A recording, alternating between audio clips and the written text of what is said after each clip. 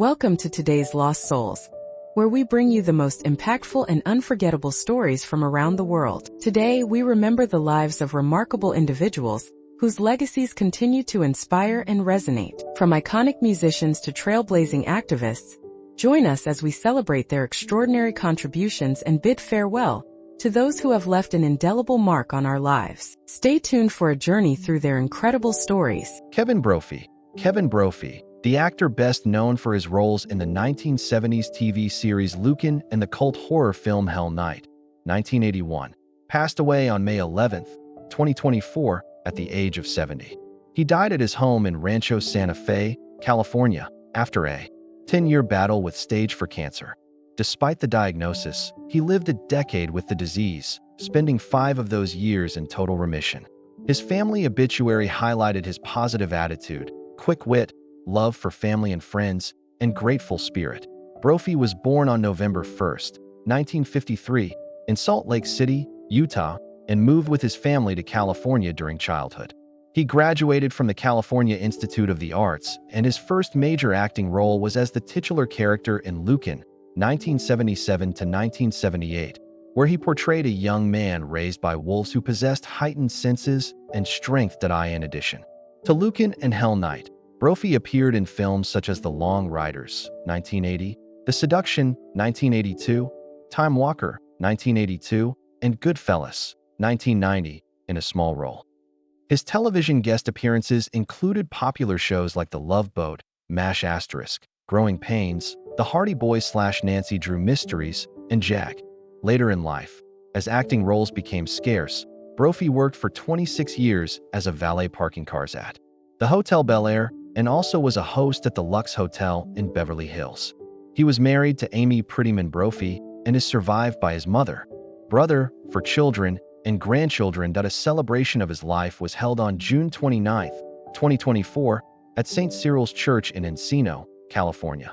Kevin Brophy's legacy endures through his memorable roles, especially his unique portrayal of Lucan, which left a distinct mark on 1970s television, and his cult horror status through Hell Night. Bruce Glover, the renowned American character actor best known for his role as the assassin Mr. Wint in the James Bond film Diamonds Are Forever, 1971, passed away from natural causes on March 12, 2025, at the age of 92. His death was confirmed by a representative of his son, Crispin Glover, also a well-known actor, born on May 2, 1932, in Chicago, Illinois. Bruce Glover's career spanned several decades and included over 100 film and television credits. He was particularly acclaimed for playing memorable villainous and supporting roles. Aside from Diamonds Are Forever, Glover appeared as Duffy in the cult classic Chinatown, 1974, alongside Jack Nicholson, and contributed to other notable films like Walking Tall and Hard Times. On television, he guest starred in popular series such as Route 66, The $6 Million Man, Chips, and The Streets of San Francisco. Before breaking into acting, Glover served in the U.S. Army during the Korean War. His first foray into acting involved an unusual role as a gorilla in a performance during college. Despite never attending formal acting school, he displayed a natural instinct for the craft and later became an acting coach in Los Angeles, helping others develop their creativity and truthfulness in performance. In the James Bond film Diamonds Are Forever, Glover's portrayal of Mr. Wint, paired as the imposing and quirky assassin along with Mr. Kidd, became iconic. He often credited director Guy Hamilton for encouraging his contributions to the character's dark comedic elements, which remain memorable to Bond fans. Bruce Glover is survived by his son Crispin and another son, Michael Lee Glover. He was preceded in death by his wife Betty in 2016. Glover is remembered as a versatile actor who brought depth and unique energy to his roles, earning a lasting place in both cinema and television history. His legacy is honored by fans, colleagues, and family as that of a gifted performer and dedicated mentor. Peter Jason, born Peter Edward Ostling on July 22, 1944, was a respected American character actor best known for his prolific career spanning more than 5 decades. He passed away on February 20, 2025, at the age of 80 in his home in West Hollywood, California, after a long battle with cancer. Growing up on the Balboa Peninsula in Newport Beach, California, Jason initially embraced a laid-back surf bum lifestyle until he discovered his passion for acting in high school, where he starred in plays like The Man Who Came to Dinner and The Music Man. He pursued his passion seriously, studying drama at the Carnegie Institute of Technology in Pittsburgh and later helping to establish the South Coast Repertory Theater in his hometown. Jason's first film role was in the 1970 Howard Hawks Western Rio Lobo, a favorite in his extensive filmography. He became known as a versatile character actor, appearing in a wide range of movies and television shows. He was a frequent collaborator with directors Walter Hill and John Carpenter. Among his notable performances were roles in Carpenter's films such as Prince of Darkness, 1987, They Live, 1988, In the Mouth of Madness, 1994, and Village of the Damned, 1995. He was also memorable as the racist redneck bartender in 48 Hours, 1982. Beyond film, Peter Jason had significant television roles. A particularly beloved one was his portrayal of Con Stapleton in HBO's Western series Deadwood and its 2019 movie continuation. He also appeared in popular series like NCIS, Justified, and Arrested Development. Additionally, his voice acting work in video games, including the Gears of War series, added to his diverse repertoire. Jason had a close friendship with John Carpenter, who praised him as one of cinema's great character actors and mourned his passing publicly. Actor Billy Zane also highlighted Jason's warmth and vibrant spirit. Peter Jason was survived by his wife Eileen Rosalie and children Robin Goldwasser and Michael Andrew Van Ameringen. His death marked the loss of a cherished figure in American film and television whose wide-ranging work and dedication left a lasting legacy. Charles Levin, an American actor born on March 12, 1949, in Chicago, Illinois, was known for his memorable roles on television, movies, and stage. He became best known for his recurring roles as Elliot Novak on the series Alice and Eddie Gregg on Hill Street Blues from 1982 to 1986. Levin also made guest appearances on popular TV shows such as Seinfeld, The Golden Girls, Night Court, Designing Women, Law and Order, and Punky Brewster. On Seinfeld, he played the mohel in the Briss episode. Levin attended Yale University, where he studied drama and also played football. Tragically, Charles Levin disappeared in late June 2019. His family reported him missing on July 8, 2019, after he had been out of contact since June 28. On July 12, authorities found his car stuck on an unmaintained wilderness road northeast of Selma, Oregon, with the remains of his dog inside. The following day, on July 13, human remains were discovered near the car and were later confirmed to be Levin's. That on November 8, 2019, the cause of death was ruled accidental. Investigation suggested that Levin's car became stuck, and after trying to free it, he left to seek help.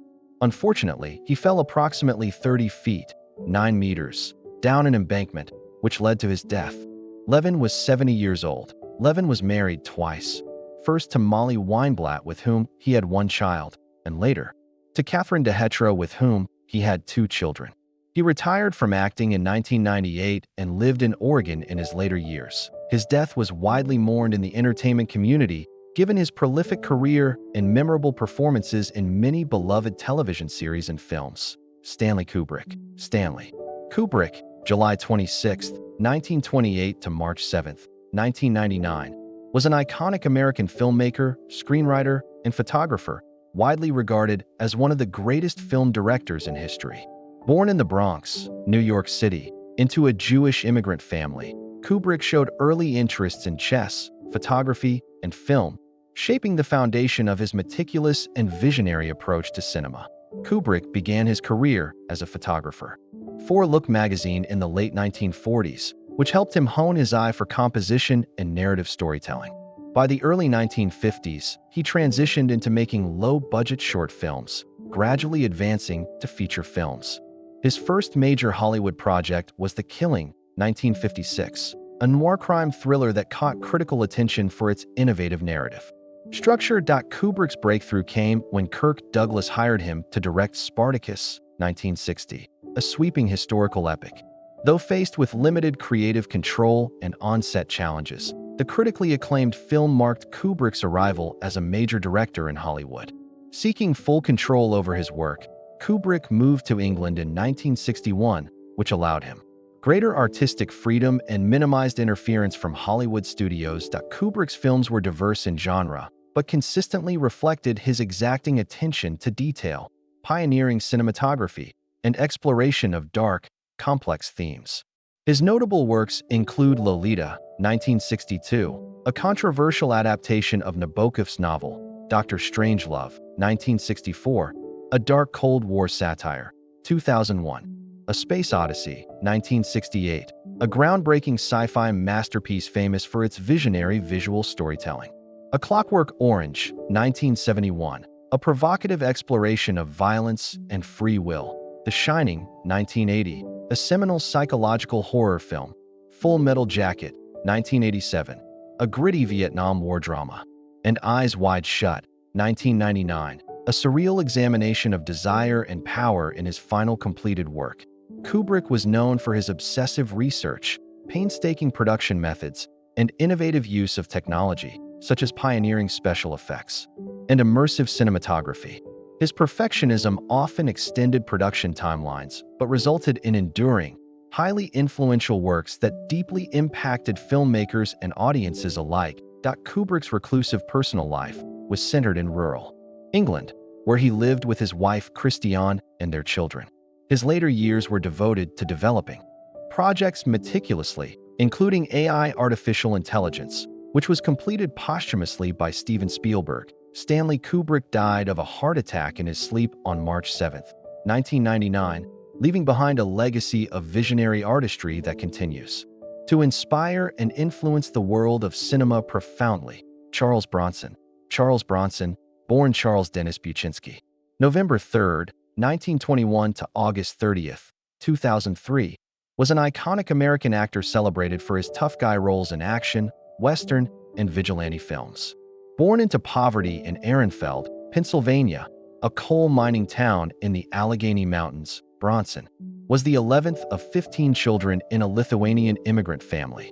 Early in life, he worked in the mines before being drafted into the United States Army Air Forces during World War II, where he served as an aircraft gunner. After the war, Bronson pursued acting, starting with small, often uncredited roles in films and television. His tough, stoic appearance and rugged features made him a natural fit for action and Western genres. His first starring role was in Machine Gun Kelly, 1958. Following this breakthrough, he played pivotal supporting roles in classic films such as The Magnificent Seven, 1960, The Great Escape, 1963, The Dirty Dozen, 1967, and Once Upon a Time in the West, 1968. The latter a critically acclaimed Italian spaghetti western. Bronson became a leading man in the 1970s with a series of hard-hitting action and crime thriller films, including The Mechanic, 1972, The Stone Killer, 1973, and Mr. Matchstick, 1974. His hallmark role came with Death Wish, 1974, portraying architect Paul Kersey, who turns vigilante after his wife is murdered and daughter assaulted.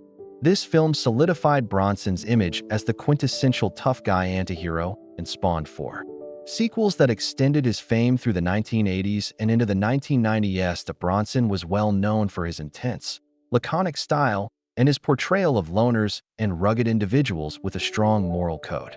He often brought a subtle humanity to characters who were otherwise men of action. In 1972, he received a Golden Globe as the World Film Favorite, reflecting his immense popularity, especially in Europe. Bronson was married to British actress Jill Ireland from 1968 until her death in 1990, and their partnership was notable, both personally and professionally, appearing together in numerous films. Later in life, Bronson faced health challenges, including Alzheimer's disease. He passed away from pneumonia at the age of 81 in Los Angeles, California. Charles Bronson left a lasting legacy as one of cinema's definitive tough guy stars, revered for his powerful screen presence, memorable toughness, and the nuanced grit he brought to his roles. Jack Nicholson. Jack Nicholson was born on April the 22nd, 1937 in the seaside town of Neptune City, New Jersey. His earliest memories unfolded amid boardwalk arcades, barber hop chatter, and the briny Atlantic breeze that drifted through the modest home his grandmother, Ethel, kept above her beauty parlor. Jack grew up believing Ethel was his mother, and that June, Ethel's teenage daughter, was merely his older sister. The truth of his parentage wouldn't be revealed to him for decades, but the secrecy forged an early fascination with identity and performance. Money was scarce, yet laughter abundant. Clients perched under hair dryers traded quips, and young Jack absorbed every cadence, wielding humor as a shield against childhood insecurities and as a spark that lit his first ambitions at Neptune High. He earned the superlative class clown, thanks to a grin as quick as a switchblade. But he balanced pranks with voracious curiosity, haunting local libraries for biographies of Cagney and Bogart. Summers found him selling snacks along the Asbury Park boardwalk, where rough and tumble drifters, hustlers, and beaming tourists became living lessons in character study.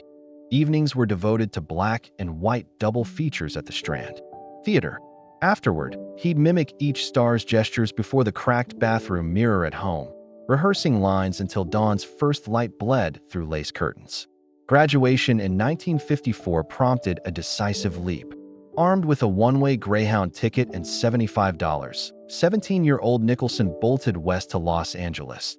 He landed a messenger job at MGM's cartoon unit, varying animation cells while secretly sketching storyboards in the margins of delivery slips. Nights were spent at the Players Ring Theater, where he discovered method acting's rigors and the intoxicating thrill of collective storytelling. To avoid a full-time draft during the Korean War's aftermath, he enlisted in the California Air National Guard, juggling weekend drills with weekday auditions that seldom paid but always taught. His first credited screen role came through B-movie maestro Roger Corman, who spotted the mischievous flicker behind Jack's smile and cast him in The Crybaby Killer, 1958. Though the part was modest, Corman's set served as an informal film school. Between takes, Nicholson grilled cameramen about lenses and lighting, feeding a lifelong appetite for every facet of movie-making. BY's 21st birthday, the essential ingredients of his artistry were in place. Quick wit distilled from salon banter, empathy honed on a cash-strapped Jersey boardwalk, and an irrepressible hunger to explore the full spectrum of human behavior on screen. While still in his teens, he had written a 20-page script about a carnival magician who could steal dreams, shocking teachers and used to such imaginative fervor. That same boundless creativity carried him through lean LA, years crowded with rejection slips and secondhand furniture. Yet he kept notebook after notebook of character sketches, refining a voice equal parts sly and soulful. BY high school graduation day, the guidance counselor had urged trade school. Instead, Nicholson trusted instinct and embraced risk, waving goodbye on the sidewalk outside Mrs. Ethel's beauty shop with a promise to send postcards. Years later, he mailed back glossy film posters bearing his name above the title. Proof that the boy who once hawked popcorn, now trafficked in dreams, projected 6 stories high. Those early write-ups of his life would later fuel anecdotes he told on talk shows, always embellished with comic timing that turned ordinary Jersey recollections into folklore.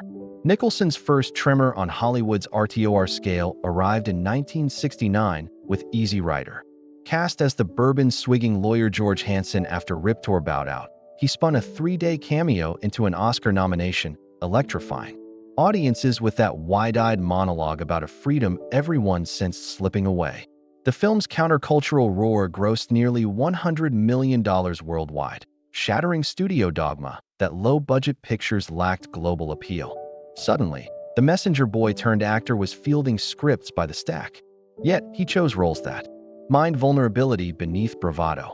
In 5 Easy Pieces, 1970, he played Bobby DeP, a classically trained pianist hiding out on oil rigs, an emblem of restless American souls. The roadside diner scene, where Bobby orders wheat toast with simmering sarcasm, became shorthand for civil disobedience in polyester slacks, and critics saw in Nicholson the rare gift of making alienation magnetic. His ascent accelerated with Roman Polanski's Near Chinatown 1974. As Private IJJ Gass, he navigated sun-bleached deceit, with fedora tilting cool, yet allowed flashes of disquiet to seep through every sardonic quip. The final line, "Forget it, Jake did its Chinatown," etched itself into cinematic legend, and Nicholson's paycheck crossed the $1 million mark for the first time, signifying his arrival among Hollywood's top tier. The following year, he cemented supremacy by leading One Flew Over the Cuckoo's Nest to a clean sweep of the Big Five Oscars. His portrayal of R.P. McMurphy balanced anarchic energy with heartbreaking empathy, capturing a generation's mistrust of institutional authority. When he accepted Best Actor, clad in trademark sunglasses, pundits noted the rebellious persona had fused seamlessly with mainstream laurels, a paradox only Nicholson could embody. Throughout the late 70s and 80s, he pivoted between genre cornerstones and daring experiments. Stanley Kubrick's The Shining, 1980, showcased a slow-burn descent into madness, punctuated by the improvised "Here's Johnny" that crashed through pop culture like an axe through a bathroom door. 3 years later, he claimed a supporting actor Oscar for Terms of Endearment, proving he could steal scenes while steering clear of caricature. In 1989, Nicholson negotiated an unprecedented percentage of back-end profits to play the Joker in Tim Burton's Batman. The grinning arch-villain painted in toxic greens and purples earned him upwards of $50 million, setting new benchmarks for star power, leverage, and franchise economics. The Nines reaffirmed his agility. In A Few Good Men, 1992, he portrayed Colonel Nathan Jessup, commanding the screen for barely 15 minutes, yet detonating the film's core with a courtroom tirade that still reverberates through memes and acting workshops alike. As Good as It Gets, 1997, brought his third Oscar, courtesy of Melvin U.D. Dahl, a romantically maladjusted novelist who discovers tenderness amid obsessive routines. The role displayed Nicholson's mature mastery. Every twitch, sneer, and stammer calibrated to reveal hidden pity behind pungent punchlines. Entering the new millennium, he continued to defy age-type casting. In About Schmidt, 2002, he peeled back vanity to inhabit a widower searching for relevance on a Nebago road trip. In Martin Scorsese's The Departed, 2006, he embodied crime. Lord Frank Costello with Serpentine Menace, reminding audiences that unpredictability remained his calling card. Behind the scenes, Nicholson nurtured filmmaking from multiple angles. Writing psychedelic road scripts like The Trip, executive producing passion projects, and mentoring emerging talents on set etiquette and shot composition. Directors lauded his uncanny instinct for story beats. Editors praised his ability to give them 3 distinct emotional temperatures in successive takes. Negotiations often saw him trade salary cuts for creative freedom or vice versa, illustrating a shrewd understanding of the industry's shifting tides. By the close of his 5th decade in film, domestic grosses of pictures he had lined had eclipsed $2 billion. And yet his choices continued to prioritize narrative bite over box office predictability. Each performance felt like another handwritten postcard from that Jersey boardwalk kid. Still curious, still testing limits, still chasing the next perfect beat. Jack Nicholson's signature growl of a voice and perpetual arch of the eyebrow masked a body that for decades absorbed the full blast of Hollywood excess. As a teenager, he began smoking unfiltered Camels stolen from boardwalk vending machines. By his mid-40s, he was known to chain smoke through 12-hour shoots, the haze curling around camera lenses like a second set of lighting gels. Multiple directors begged him to cut back. And in 2000, after an X-ray revealed darkened lung tissue, he finally swapped cartons for nicotine gum and hefty Dominican cigars he puffed but rarely inhaled. That pivot spared his voice, but came with new battles. Weight gain crept in when he replaced cigarettes with endless craft service pastries, and tabloids gleefully chronicled his expanding waistline during About Schmidt. Ever the pragmatist, Jack hired a former Marine medic as a private trainer, scheduling 6 a.m. pool workouts that gradually shaved 40 pounds without sacrificing his beloved late-night cheeseburgers. Decades of method acting collected their own receipts. While rehearsing the hallway act sequence for The Shining, Nicholson swung so forcefully that bone-deep vibrations traveled up his arms, aggravating an old high school baseball injury and resulting in tendinitis that flares whenever autumn damp settles over Los Angeles. During One Flew Over the Cuckoo's Nest, he insisted on carrying fellow actors during improvised scuffles, pinching a disc in his lower back that required microsurgery in 1981. Long hours under theatrical lighting triggered chronic migraines. He learned to read scripts with a crimson acetate overlay that reduced glare, a trick he later shared with younger colleagues affected by studio spots. The psychological toll proved equally steep. Nicholson has spoken of shadow weeks when insomnia wrapped around his mind like a vice. A habit formed during grueling night shoots on Chinatown. For years, he managed sleeplessness with black coffee in the morning and bourbon in the evening. A precarious teeter-totter that tipped into full-blown alcohol dependency during the late 7s, a frightening blackout in a Malin Drive hot tub spurred self-intervention. He enrolled in discreet outpatient therapy, citing fellow film titan John Huston as a sober mentor. Though never entirely abandoning drink, he still toasts friends with a modest Pinot. He imposed a personal rule: no spirits within 48 hours of stepping on set. Co-stars later credited that discipline for the laser focus he maintained well into his 60s. Recreational drugs punctuated the counterculture era that birthed Easy Rider. Nicholson tried LSD under Jack Kerouac's painted portrait, flirted with cocaine during after-parties at the Roxy, and experimented with hallucinogenic mushrooms on a Big Sur beach while scribbling screenplay ideas onto paper napkins. BY 1985. After witnessing Pure Spiral, he swore off hard narcotics altogether, turning instead to transcendental meditation and unexpectedly golf. The rhythmic swing and manicured greens offered low-impact cardio and a mental reset. Doctors applauded the switch, noting improved cardiovascular markers during annual physicals at Cedars-Sinai. Rumors of memory loss surfaced in 2013 when he quietly exited negotiations for a lead role in Nebraska. His camp dismissed whispers of dementia, but friends acknowledge age, related short-term lapses, misplaced reading glasses, forgotten lunch dates, the occasional stumble over monologue pages. Ever resourceful, Nicholson outfitted his Beverly Hills home with voice-activated reminders and keeps a leather-bound idea journal beside his bed to capture fleeting thoughts before they vanish with sunrise. Neurologists attribute this vigilance to slowing cognitive decline. They also credit his voracious reading habit, everything from P to pulp mysteries, for strengthening neural pathways. At 88, he maintains a regimented health routine. Dawn stretches on the balcony overlooking Franklin Canyon. Midday swims in a 78-degree re-lap pool, and evening rounds of chess with confidence that sharpen strategic thinking. Twice a year, he retreats to Canyon Ranch for a week-long detox of plant-based meals, infrared saunas, and silent reflection. Despite arthritic knuckles that make autograph sessions painful, he remains medication-light: daily aspirin, a moderate dose statin, and the occasional CBD salve for aching joints. When asked about longevity, he quibs, "Curiosity keeps the engine idling. Humor is the premium fuel." Loss has been an uninvited tutor in Nicholson's life, shaping the contours of his outlook as profoundly as any triumph. The first blow was the belated discovery at age 37 that the woman he'd always called mom was in fact his grandmother, Ethel, and that his beloved sister June was actually his biological mother. Both had already passed, June from cancer in 1963, Ethel from exhaustion 2 years later. Processing the revelation left Jack reeling a double bereavement, he later confided. Yet, it also deepened his empathy for characters wrestling with identity. When he shot Chinatown soon after, the script's themes of hidden lineage felt eerily familiar. Friends noticed a raw authenticity in his performance that could be traced to those private shocks. Marriage came and went like a coastal squall. Nicholson wed actress Sandra Knight in 1962, and their daughter Jennifer was born a year later, but Jack's restless spirit clashed with domestic routine. The couple separated in 1966 and divorced in '68.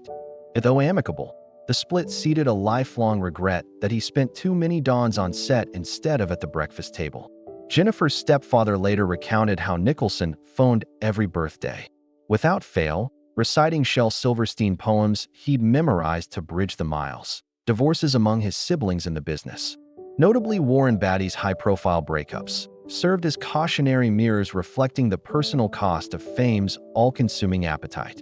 Perhaps the deepest emotional cut came from his 2-decade relationship with Angelica Houston. They met in 1973 at a party thrown by Nicholson's agent, and for years, their bond seemed bulletproof, forged in mutual artistic ambition and razor-sharp wit. But Jack's infidelities, particularly a liaison that resulted in a child in 1994, eroded trust beyond repair. When Huston walked away, Nicholson admitted feeling like a lighthouse whose bulb had burned out. The actress's subsequent memoir laid bare both their grand romance and its volcanic implosion, prompting Jack to reckon publicly with the loneliness that success can't salve. He channeled that ache into About Schmidt, where every sigh felt like an echo of nights pacing his Malin driveway, wishing he'd chosen fidelity over impulse. Death has repeatedly knocked at his inner circle's door. Mentor and friend Marlon Brando died in 2004, leaving Jack owner of Brando's Island phone number, a callable relic he's never deleted. The same year saw the passing of journalist Hunter S. Thompson, whose gonzo rants once crackled through Nicholson's Aspen cabin phone after midnight. Jack lit fireworks in the snow to honor the author, then kept a single cartridge shell from Thompson's ashes-filled cannon as a talisman on his mantle. Heath Ledger's sudden death in 2008, months after taking on the Joker mantle, rattled him deeply. He mailed Heath's family a handwritten note describing the role as a crown of thorns and roses. May you remember the fragrance over the prick. Family grief extended to siblings and offspring of former partners. He offered quiet financial support to Laura Flynn Bowl when her brother died in 2017, and he attended the private service for Angelica Houston's brother Tony, slipping in through a side entrance to avoid cameras. Those who sat near him recall a man uncharacteristically still, hands clasped, eyes fixed on the casket as if tallying every farewell left to come. With each loss, Nicholson's holiday dinners grew smaller. The Thanksgiving table, once buzzing with directors, musicians, and Lakers royalty, gradually shrank to a handful of confidants and his 5 children, Jennifer, Caleb, Honey, Lorraine, and Ray, joined by a rotating roster of grandkids who call him Papa Jack. He marks absent friends by lighting amber votives along the table's center line, 1 candle per name, flame flickering against his iconic sunglasses set beside the carving knife. Even Hollywood landmarks tied to memory have disappeared. The demolition of the Ambassador Hotel, where he first met Stanley Kubrick, felt like erasing a chapter from his diary. He visited the site before the wrecking balls arrived, pocketing a brass room key that now hangs in his study.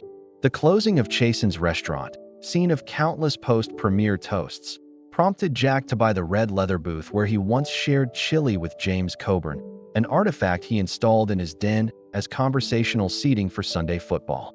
"Games that I keep my ghosts comfortable," he jokes, but the gesture underscores how he curates memory to soothe the sting of absence. Loss also sharpened Nicholson's philanthropic focus. After the 1999 death of longtime Lakers broadcaster Chick Hearn, Jack funded a scholarship at USC's Annenberg School for aspiring sportscasters. Following cinematographer Vilo Zsigmond's passing, he endowed a lighting master class at the American Film Institute, ensuring young DPS would inherit the craft secrets Vilmos whispered to him on 5 easy pieces. Each charitable act functions as a living memorial, a way to transmute grief into opportunity for others. The cumulative weight of farewells has altered his artistic palette. Scripts that once thrilled him with cynical punchlines now get returned unopened if they lack a vein of redemption. He gravitates towards stories of intergenerational healing, saying, "Movies are memory machines. I want mine to repair, not just replay." Friends note that when he screens classics in his home theater, he increasingly opts for comedies. Chaplin City Lights, Wilder's Some Like It Hot, laughter serving as an antidote to the solemn silence that loss can leave behind. In 2025, Jack Nicholson's Malin Drive estate feels less like a recluse's fortress and more like an open-air studio. Sun-washed courtyards double as reading nooks. An upstairs loft, once crammed with storyboards, now houses easels and oil paints. Friends say he's embraced visual art with the same "let's see what happens" impulse that drove his early acting. Most mornings begin with classical jazz on vinyl, a double espresso, and an hour of sketching LA's hazy skyline, exercise for eyes and imagination alike. He still keeps a hand-rolled cigar nearby, more talisman than vice, twirling it between fingers. While contemplating color palettes, professional retirement is relative. While he hasn't accepted a lead role since How Do You Know, 2010, Nicholson consults quietly on select scripts, zooming with writers to tighten dialogue or re-angle a scene's emotional pivot. He recently served as executive producer on an indie drama about a Vietnam vet turned small-town librarian. Drawn, he says, to stories where the loudest beat is a soft heart. His notes arrive handwritten, margins crowded with exclamation points and arrows. Proof that the old-school messenger boy still trusts paper over pixels. Physical routines remain disciplined. 3 days a week, he drives his vintage Mercedes down Coldwater Canyon to Lakeside Golf Club, logging 9 holes before the noon heat. A physio accompanies him, stretching hips and shoulders between swings to keep arthritis at bay. Afternoons, he's often courtside at Crypto. Arena, still the Lakers' most animated cheerleader. Younger players vie for his nod the way rookie actors once chased his approval on set. Post-game, he hosts impromptu sushi suppers, where debates range from shot selection to cinema lighting, punctuated by Nicholson's booming laugh that fills every corner of the dining room. Technologically, he's no dinosaur. An AI-assisted editing suite occupies the garage, repurposed from parking space into a lab for short-form experimental films. Grandson Liam, age 12, teaches him the finer points of VR storyboarding. In exchange, Jack gives classic film recommendations.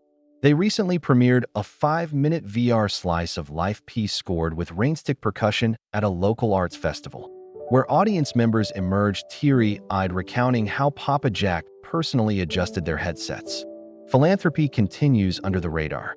In the wake of 2024's wildfires north of Los Angeles, Nicholson quietly donated portable air filtration units to affected schools. He also funds an annual Story Starter grant, awarding $25,000 to community college students who craft short films about unsung local heroes. Applicants receive handwritten encouragement postcards. Some report finding scribbled stick figure storyboards in the margins. Emotionally, he's found peace in routine grandparenting. School plays, soccer games, occasional TikTok cameos where he waves before ducking off camera with mock horror. I'm already viral enough, he jokes.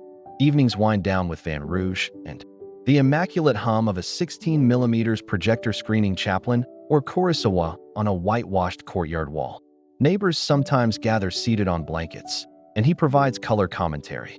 Why Chaplin's tilts his hat that exact degree.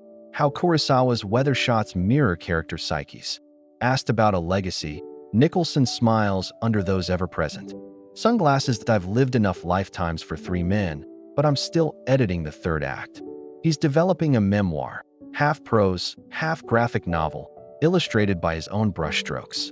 Chapters carry working titles like Malin Midnights and Notes from the Nosebleed Seats, promising a kaleidoscope of stories, some hilarious, others haunting, all unapologetically Nicholson. If there's a thruff into his current life, it's intentional curiosity.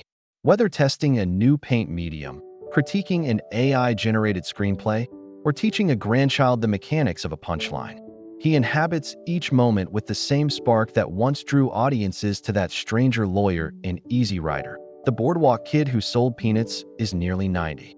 Yet he still leads with wonder, eyes alight beneath dark lenses, ready for whatever scene rolls next. Standing at the crossroads where legend meets twilight, Jack Nicholson's story feels less like a closed book than a looping film reel that splices old footage with new possibilities that in industry circles. His name has evolved into a verb. Directors. Nicholson, a scene when they coax performances that crackle with mischievous truth, while actors speak of pulling a Jack when they gamble on roles others fear. Film schools dissect his diner outburst in 5 easy pieces alongside Orson Welles' Citizen Kane pan shot, underscoring how an eyebrows flick can carry the gravitational pull of a camera crane. Archivists at the Academy Museum curate a permanent installation of his annotated scripts, showcasing margins littered with arrows, boxing combinations, and cryptic smiley faces that map the topography of instinct. Beyond craft, his cultural imprint threads through everyday vernacular. Teenagers shout, "Here's Johnny," at haunted house. Attractions, basketball commentators invoke Jack's grin when momentum shifts courtside. Streaming algorithms detect spikes in Chinatown views each time political scandals erupt. Proof that his depiction of moral murk remains a tuning fork for civic unease. Meanwhile, a new crop of virtual filmmakers feed Nicholson clips into AI models, mining micro-gestures to teach synthetic avatars the nuance of human unpredictability. An echo of Jack's own lifelong fascination with identity masks. Philanthropically, his estate's trust deed stipulates that residuals from Batman and A Few Good Men funnel into two endowments: the June Francis Nicholson Fund for Single Mothers in the Arts and the Ethel May Scholarship for Cosmetology Students. Eternal tributes to the women who shaped his early world. When asked why he bypassed traditional film schools, he mused, "Great stories need fresh voices, not just familiar echoes."